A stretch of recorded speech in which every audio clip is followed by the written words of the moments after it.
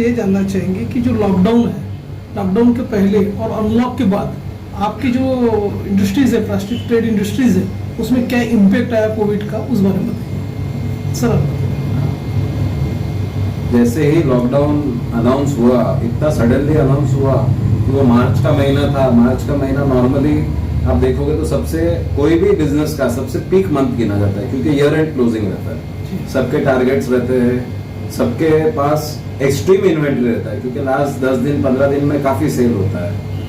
और जिसके seasonal business थे, जैसे मैं खुद एक कूलर वाला हूँ, कूलर इंडस्ट्री में कूलर्स भी बनाते हैं हम लोग, तो हमारा तो पीक सीजन था और फुल इन्वेंट्री थी हमारे पास। तो ऐसे काफी सारे बंदे जिसका काफी इन्वेंट्री कैरी कर रहे थे, और वो अचानक मतलब एकदम बोला गया कि कल से सब कुछ बंद, किसी को भी प्रिपरेशन का टाइम नहीं दिया गया, कुछ नहीं दिया गया। ऑफ कोर्स जो कंसर्न मिनिस्टर्स है उन्होंने भी सब सोचा होगा और उनको ऑप्शन नहीं लगा होगा तो उन्होंने बंद किया। But it was a very difficult phase for industry कि अचानक आप एक चलती चीज को अचानक बंद कर दो, तो उसके डेटर्स, क्रेडिटर्स, उनका स्टॉक, बैंक, क्योंकि पेमेंट के कमिटमेंट्स तो फिक्स है आपके, आने वाले जो पेमेंट है उनका तो एक रीजन हो जाता है, एक्सक्यूज हो जाता है कि भाई कोविड के कारण हम पेमेंट नहीं दे सकते, सेल नहीं हुआ, जो भी कारण से। और ये जैसे ही अचानक बंद किया, फिर उन्होंने प्रपोज किया स्टार्ट करने का, स्टार्ट हुआ, काफी दिक्कतें भी हुई स्टार्टिंग में, काफी सारे एडिशनल कॉस्ट भी बढ़ गए, सैनिटाइजिंग करो, ये करो, सोप हैंड वॉश करवाओ, तो मास्क होना चाहिए, सोशल डिस्टेंसिंग होना चाहिए, आप इतना ही मैन पावर रख सकते हैं।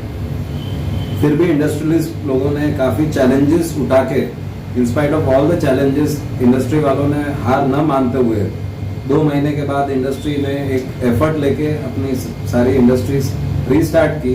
और आज काफी दिक्कतें फेस होने के बावजूद भी they are standing on their feet and almost most of the industries have come up and 50-60% पे plastic industry on an average आ चुकी है। मतलब मेरी जितने भी लोगों से बात हुई है तो सभी ने मुझे वही बोला कि हम 60% तक आए हैं। बट चैलेंजेस आज भी है, क्योंकि कल का भरोसा नहीं, कल कहाँ बंद करेंगे, कहाँ लॉकडाउन होगा, और डिमांड, ये एक पर कप डिमांड है कि डिमांड आगे कंटिन्यू रहेगी। तो ये सारी बहुत सारी अनसर्टेनिटीज है जो आज के डेट में किसी को कुछ नहीं पता कि ये कल वापस लॉकडाउन अनाउंस नहीं हो जाए। जैसे बहुत सारी जगह अभी बीच बीच में 10-10 दिन 15-15 दिन बंद कर रहे हैं, तो एक वो डिमांड रहेगी नहीं रहेगी, हमारे सप्लायर हमको सप्लाई कर पाएंगे क्या, तो ये दिक्कतें अभी भी काफी चालू है। और lot of challenges, fund flow की चैलेंजेस है, पेमेंट जो अटके हैं वो भी नहीं आ रहे हैं, पावर बिल्स जो महाराष्ट्र की एक खास बात है कि इंडिया का सबसे एक्सपेंसिव पावर महाराष्ट्र में। Maharashtra has to competition distribution में आना बहुत जरूरी है महाराष्ट्र में। जब तक पावर डिस्ट्रीब्यूशन में कंपटीशन नहीं आएगा तो ये मोनोपोली का फायदा होगा। इनएफिशिएंसी के कारण जो पावर के रेट बढ़ते जा रहे हैं, जो प्लांट लोड फैक्टर 55 और 60 पे चला रहे हैं ये लोग, और नए प्लांट डालते जा रहे हैं, तो उसके कारण क्या हो रहा है कि ये जो एक्स्ट्रा नए प्लांट डाल रहे हैं उसका ब्याज का बर्डन भी कंज्यूमर पे जा रहा है। तो इन्होंने ये नहीं करना चाहिए। इन्होंने जो जहां से पावर एक्सचेंज में सस्ता पावर मिल रहा है, प्राइवेट सेक्टर यूनिट्स में सस्ता पावर मिल रहा है, वहां से लेके इन्होंने ये फुलफिल कर सकते हैं। बट ये जो भी इंटेंशन है मैलिफाइड है नहीं है, that I can not comment, but ये अननेसेसरी का नए पावर प्लांट्स डालते जा रहे हैं, कैपिटल कॉस्ट बढ़ाते जा रहे हैं, 4 करोड़ का प्लांट 6 करोड़ में डाल रहे हैं स्टेट ऑफ आर्ट बोल के, जो भी कारण से फिजिबिलिटी है नहीं है। एग्जिस्टिंग प्लांट्स, जब रिलायंस का धानु प्लांट 102% कैपेसिटी यूटिलाइजेशन 20 साल चला है और ये अपने नए प्लांट्स 55% पे चला रहे, कोयले का नाम लेके या जो भी नाम लेके, so that inefficiency has to be removed because आज टेक्सटाइल्स, स्टील, प्लास्टिक, जो भी मेजर इंडस्ट्रीज है जो एम्प्लॉयमेंट जनरेट करती है उसमें पावर का कॉस्ट बहुत बड़ा कॉस्ट है। तो पावर अगर सस्ता रहेगा तो एक अट्रैक्शन रहेगा इंडस्ट्री को अट्रैक्ट करने के लिए, स्पेशली विदर्भ में। आज दमन में पावर का कॉस्ट 4.5 रुपया है और विदर्भ में पावर का कॉस्ट 8 रुपया है। तो वो कंपैरिजन अगर हम करते हैं तो वो कहीं पे भी नहीं बैठता। ये सब्सिडी देने के बाद का रेट है 8 रुपया, मतलब जो गवर्नमेंट सब्सिडी दे रही है 70 पैसे का, उसके बाद का रेट है ये। तो 8 रुपया कहाँ और 4.5 रुपया कहाँ, तो कंप्लीट जो पावर कंज्यूमिंग इंडस्ट्री उनके लिए बहुत तकलीफ है।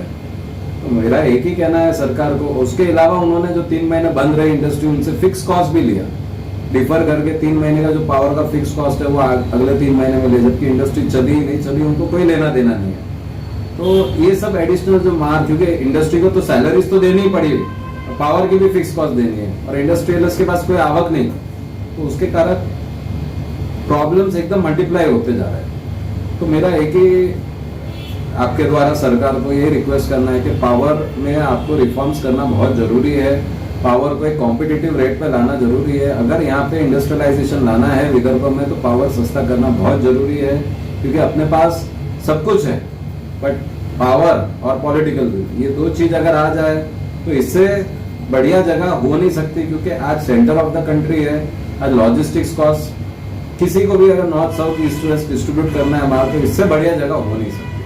सुराना जी, हम आपसे ये जानना चाहेंगे कि जो पावर कास्ट जो है इंडस्ट्रियलिस्ट के लिए जो लगाया हुआ है, उसमें फिक्स चार्ज तो गवर्नमेंट ने कुछ हटाया नहीं, ऊपर से सबसे कॉस्टली अपने यहाँ इलेक्ट्रिसिटी है, और सेकंड थिंग जो अनलॉक के तहत जो सरकार ने कुछ निर्बंध जारी किए थे, सशर्त आपको अनुमति दी थी, जिलाधिकारी को पावर दिया था कि वो औचक निरीक्षण करेंगे, यदि कोई कोरोना ग्रस्त पाया गया तो उनको एक दिन बंद करने के लिए और पुनः सैनिटाइज करने के लिए कहा गया।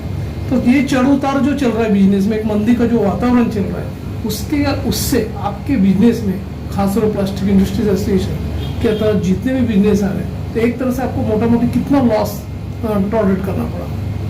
ये लगभग आप समझो ना कि जो अगर पहले 2 महीने का तो पूरा प्रोडक्शन वाइप आउट हो गया मैक्सिमम लोगों का, जून जुलाई, ये 2 जून में 50% तक आए, जुलाई में 60% तक आए, और अगस्त में भी अभी 60% पे ही चल रहा है। तो मतलब पहले 2 महीने का और मार्च के 10 दिन का, मतलब ऑलमोस्ट आप समझो कि 70 दिन का टोटल प्रोडक्शन वाइप आउट। तो एक क्वार्टर पूरा ही साफ हो गया। एक क्वार्टर आपने बिजनेस नहीं किया, लेकिन आपके खर्चे फिक्स है, आपको पावर बिल भी देना है, आपको सैलरीज भी देना है, आपको सब कुछ देना है, और अब सरकार की तरफ से कोई रियायत नहीं है, आपको सब चीज समय पे देना है, और नहीं दिया तो आपको उसका ब्याज देना। तो और उसके अलावा उन्होंने पावर के जो भी रिसेंट रिवीजन हुआ बिल्स में, उन्होंने क्या किया कि फिक्स कॉस्ट को पावर के बिल में बढ़ा दिया उन्होंने। पहले 50% था, अब उन्होंने 55% कर दिया। मतलब अगर आपका कनेक्टेड लोड 1000 kV है तो पहले 500 का चार्ज होता था मिनिमम, भले आपने 100 यूज किया, 200 यूज किया, 300 यूज किया, 500 चार्ज होता था।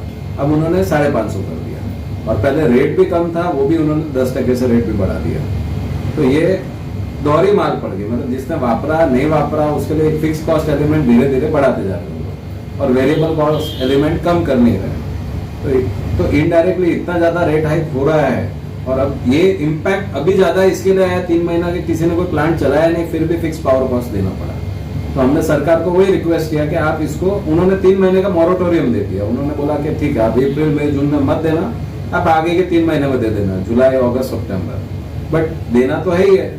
आपने अगर वेव नहीं किया, जैसे किसी का अगर 2 लाख रुपया 3 महीने के हिसाब से 6 लाख होगा, तो 6 लाख अगले 3 महीने में रिकवर कर रहे 2-2 लाख करके, तो लास्ट में रिजल्ट तो वही है कि आपने कुछ भी नहीं किया, अगर प्लांट बंद है तो भी आपको देना है। तो ये हम वही चाहते हैं सरकार से कि एटलीस्ट इतना आप योगदान करिए कि आप ये फिक्स चार्जेस को हटाइए, और एटलीस्ट इंडस्ट्री को इतनी राहत दीजिए कि भाई ये रिलीफ के फॉर्म में दे दीजिए आप, कि भाई हाँ चलो ये 3 महीने का जो है हम आपको रिलीफ दे देते हैं, तो वो एक बहुत बड़ा रिलीफ हो जाएगा। प्रशांत अग्रवाल जी, मैं आपसे ये जानना चाहूंगा कि ये जो आर्थिक स्थिति जो इंडस्ट्रियलिस्ट की जो खराब है पर्टिकुलरली, इसमें एमएसएमई मंत्री लोगों ने भी आप लोगों को कुछ आश्वासन दिया था कि मतलब कुछ आर्थिक पैकेज देंगे, और देखा जाए तो आप लोगों को ऑलरेडी वर्किंग कैपिटल भी ये एंगेज है, ऊपर से देखा जाए तो कोई प्रॉफिट नाम की कोई चीज नहीं है, सैलरीज दे रहे हैं, आप सैलरी दे रहे हैं, और एक तरह से किसी प्रकार गवर्नमेंट की कोई राहत नहीं है। आपको ऐसा लगता है कि इन फ्यूचर आपको कुछ ऐसा बेनिफिट गवर्नमेंट देने जा रही है? सी एमएसएमई पैकेज जो भी गवर्नमेंट ने अनाउंस किया, वो गवर्नमेंट डायरेक्ट नहीं दे रही है, it's coming from the banks. लेकिन बैंक्स जो है वो आपको किस तरह ट्रीट करती है, वो भी एक बहुत बड़ा इश्यू है। बैंक अपने पूरे इसके अंदर सिनेरियो के अंदर बैंक जज कर रही है कि आप अच्छे हो या बुरे हो, जबकि गवर्नमेंट बोलती है कि सबको मदद करिए। That is one of the biggest problem all हमारी इंडस्ट्री फेस करती है। दूसरा, आप वर्किंग कैपिटल इनहांस करके दे रहे हो, इसका मतलब ये नहीं होता है, उसमें क्या है, आप इनहांस करके दे दिए उतना जितना आपने वर्किंग कैपिटल दिया, उस पर बैच तो लग ही रहा है। साथ में आपने जो मोनिटोरियम दिया था ईएमआई का, वो आपने डिफर्ड भले ही करने लगाया मोनिटोरियम ये देने के लिए, ईएमआई देने के लिए, लेकिन उस पर जो इंटरेस्ट चार्ज हो रहा है वो इंटरेस्ट तो आपका बढ़ के जो आपको ईएमआई 3 ईएमआई मेरी अगर मिस हुई है तो एक चौथी ईएमआई एक्स्ट्रा ऐड होगी, यानी मेरे को 4 ईएमआई तो बाद में भरनी है, तो इंटरेस्ट पे इंटरेस्ट चार्ज हुआ है। तो बेसिकली वो पैकेज जो है, वो पैकेज यही है कि आपके जो आपने ईएमआई अब तक भरे नहीं थे वो अब आप हमारे इन्हांसमेंट जो 20% पैकेज है उसमें करिए। एक एमएसएमई की लेकिन बहुत अच्छी स्कीम आई थी जिसमें अगर गवर्नमेंट उसको सीरियसली वर्क करे तो बहुत फायदा हो सकता है, स्पेशली स्मॉल स्केल इंडस्ट्रीज को। वो है कि जिसका भी पेमेंट 45 दिन तक के बड़ी इंडस्ट्रीज के पास या गवर्नमेंट के पास रुका है वो गवर्नमेंट रिलीज कर दे। सी इट्स ऑल, जितना खेल है वो कैश इकोनॉमी के कैश फ्लो का है। इकोनॉमी में अगर आपका कैश फ्लो जनरेट रहा तो सब खुश रहेंगे। अभी मार्केट चालू नहीं है तो कैश फ्लो कम है, लेकिन अगर एमएसएमई के जो पैसे उनके सप्लायर्स के पास रुके हैं, फॉर एग्जांपल अगर मैंने कोई भी इंडस्ट्री ने गवर्नमेंट सप्लाई किया है और उसके पेमेंट्स अगर उसको 45 डेज में मिल जाते हैं तो उसके पास पैसा आएगा, उसके पास पैसा आएगा जो उसने माल बेचा था उसका। So cash flow automatic generate होगा तो वापस सारी इंडस्ट्रीज वापस अपने सर्कल्स में आ सकती है। एमएसएमई मिनिस्ट्री उस पर काम कर रही है। अगर फाइनेंस मिनिस्ट्री और एमएसएमई मिनिस्ट्री हाथ मिला के इस पे और काम करे और रूल करे कि गवर्नमेंट में और कोई भी इंस्टीट्यूशन में जो गवर्नमेंट रिलेटेड इंस्टीट्यूट है उसमें से अगर 45 डेज में वो पेमेंट रिलीज कर देती है टू एमएसएमई, आई थिंक बहुत बड़ा हाथ पार हो जाएगा। I think it will be better than 20% जो अपने को गवर्नमेंट सब्सिडी इसमें बैंक के अंदर इन्हांसमेंट मिल रहा है उसमें। सर ओवरऑल देखा जाए तो ट्रेड की कंडीशन बहुत क्रिटिकल है, पर्टिकुलरली जो छोटे ट्रेडर्स आपके जो प्लास्टिक में जो डील कर रहे हैं, देखा जाए तो एनएमसी की उनकी दोहरी मार गिर रही। एक तो ऑड इवन डे की वजह से वो त्रस्त है, सेकंड थिंग उनको अगेन लाइसेंस देना पड़ रहा है। एक तरह से लाइसेंसी राज है, ऐसा काफी लोग कैड भी बोल रहे हैं, एनबीसीसी बोल रहे हैं, वीआईबी बोल रहे हैं, सब बोल रहे हैं। सब लोगों ने विरोध भी किया था, कल बंद भी रखा था, 100% रिस्पॉन्स भी इंडस्ट्रीज की ओर से आया था। तो आपको क्या लगता है कि मतलब गवर्नमेंट के साथ गवर्नमेंट ने क्या करना चाहिए पर्टिकुलरली आप लोगों को? इसमें एक बहुत बड़ा प्रॉब्लम, आपको थोड़ा सा बैक जाना पड़ेगा ये प्रॉब्लम को पूरी तरह समझने के लिए। एक, अगर मैं ट्रेडर को माल बेचता हूँ, ट्रेडर किसी कस्टमर को माल बेचता है, उसके पास वापस पैसा आएगा, वापस आएगा, लेकिन जो कस्टमर है उसी को सैलरी के रूप में अगर माल पैसा नहीं मिल रहा तो कस्टमर दुकानदार के पास जाएगा कैसे? पहली बात। दूसरा प्रॉब्लम, अगर आप ऑड इवन कर रहे हैं, इसका मतलब दुकान तो इफेक्टिवली 15 ही दिन खुली है, लेकिन दुकानदार को अपने वर्कर को सैलरी तो पूरी 30 दिन की देनी है। ये एक दूसरा हो गया।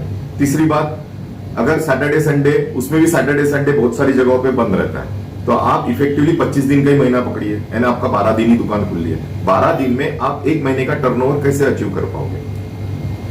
आपकी जितने लोन लेते हैं अपन, मैं इसलिए बोल रहा हूं पीछे जाना पड़ेगा कि बैंक या गवर्नमेंट जब भी लोन देती है या कुछ भी एसेस करती है या कोई भी डिपार्टमेंट, तब वो बोलती है कि आपने आपका टारगेट अचीव नहीं किया, आपका टर्नओवर अचीव नहीं हुआ। मुझे आप बताइए, 3 महीना बंद रहा, उसके बाद अब ऑड इवन के कारण 50% चालू हो रहा है। इसका मार इंडस्ट्री को भी इनडायरेक्टली जा रहा है, क्योंकि आपने ट्रेडर इंडस्ट्री से ही माल खरीदता है, तो उसका खुद का टर्नओवर अगर 50% डाउन है तो कोई भी इंडस्ट्री आज के डेट में अपना 100% मार्क नहीं अचीव कर पाएगी। फिर गवर्नमेंट और बैंक्स वापस इनके पास आएगी और बोलेगी कि हमने आपको जो लोन दिए थे वो आप हम 50% रिड्यूस कर रहे हैं क्योंकि आपने टर्नओवर अचीव किया ही नहीं है। तो government has to intervene here, saying that कि ये जो 3 महीने कोरोना के थे या उसके बाद हमने ऑड इवन करने के कारण जो मार्केट के सिनेरियो 50% डाउन हुए हैं, इसके कारण हम टर्नओवर के लिए कैलकुलेशन करते वक्त हम ये फैक्टर कंसीडर करेंगे and we will extrapolate turnover according to that close down. अगर ये भी करती है तो मेरे ख्याल से इंडस्ट्रीज को भी और एज वेल एज जो ट्रेडर यूनियन है उनको भी, we also support trader unions on this. NBCC का हमारा हरदम सपोर्ट रहा है, हम वीआई को हरदम सपोर्ट करते आए हैं, उनका स्टैंड उनके तरफ से बहुत सही है। मुझे लगता है कि आज अगर कोरोना की मार के साथ साथ में बाकी भी इंस्पेक्टर राज की मार अगर पड़ रही होगी तो किसी के लिए भी अच्छा नहीं है, और ना कंज्यूमर्स के लिए अच्छा है, ना इंडस्ट्रियलिस्ट के लिए अच्छा है, ना दुकानदारों के लिए अच्छा है।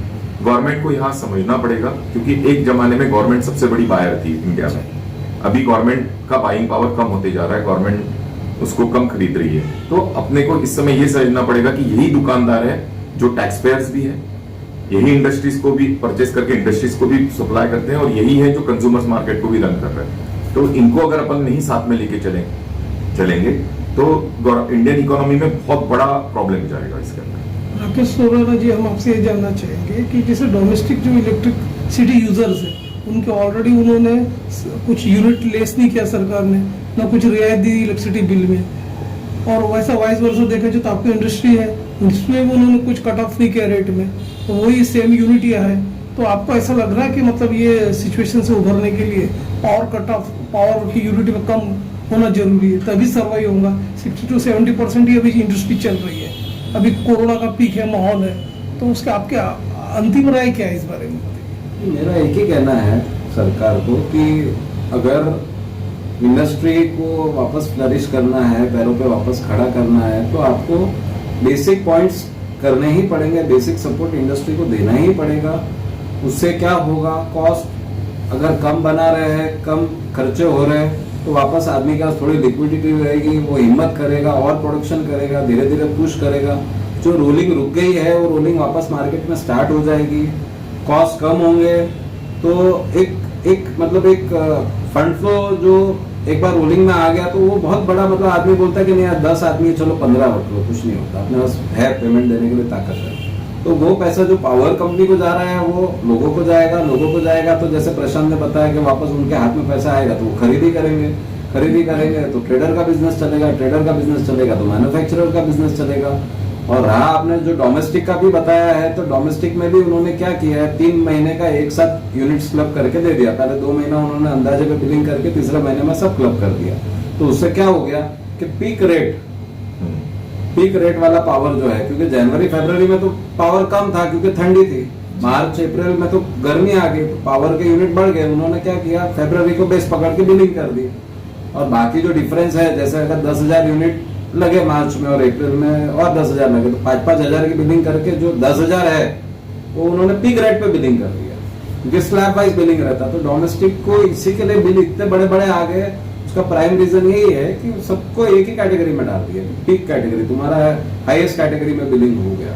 तो उसके कारण डोमेस्टिक को भी, बट अभी 2 दिन पहले ही मैंने कहीं पढ़ा था कि सरकार 1,000 करोड़ का कुछ अनाउंस कर रही है पर डोमेस्टिक, कि जिससे डोमेस्टिक को रियायत मिले। तो ये बहुत अच्छा कदम है और ये ऐसे ही इंडस्ट्री को भी इनको सपोर्ट करना पड़ेगा। आप देखो अमेरिका, अब देखो यूरोप, अब बाकी कंट्रीज का एग्जांपल देखो, तो उन्होंने 50% सैलरीज लोगों के अकाउंट में जमा की है सरकार ने डायरेक्ट। तो आज 3 महीना अगर आपका प्लांट बंद है और सरकार 50% सैलरी जमा कर रही है, कोई कंट्री में 100% किया, कोई कंट्री में 75% किया, कोई कंट्री में 50% तक कर दिया, और इंडस्ट्री पे लोड नहीं आने दिया। इंडस्ट्री को बोला आप 25% तक कर लो, बाकी जो है हम कर रहे हैं। तो ये ठीक है, इंडिया में नहीं पॉसिबल हो सका, लेकिन एटलीस्ट आप ease of doing policy, inspector raj, ये सब चीजें, पावर का थोड़ा आप रिलीफ दे सकते हो, थोड़ा आप पुश कर सकते हो कि हाँ, जैसे आपने ये पीएफ ESIC का आपने 6 महीने के लिए राहत दी है छोटी इंडस्ट्रीज को, 100 तक के लोगों को,